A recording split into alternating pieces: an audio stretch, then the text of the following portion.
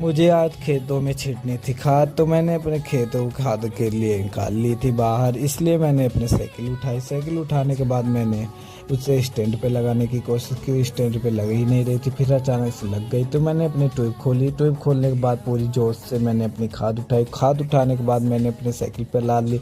Cycle पर लादने के लिए मुझे बांधन नहीं थे। फिर मैंने ये बाल्टी देखी। बाल्टी आगे पीछे बांध नहीं सकता था, इसलिए मैं ट्यूब उठा के अपनी बोरी को ही बांध देता हूँ। बोरी बांधने के बाद मुझे एक ख्याल आता कि आगे ही बाल्टी क्यों ना टांग लूँ।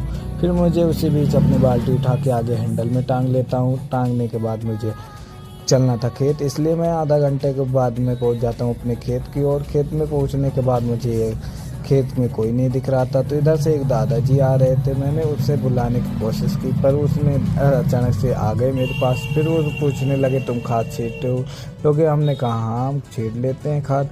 फिर उसी बीच अपने काम पे फिर मुझे करना था, इसलिए मुझे ज़्यादा टाइम न गवाते हुए मैं अपने काम पे फोकस करने लगा।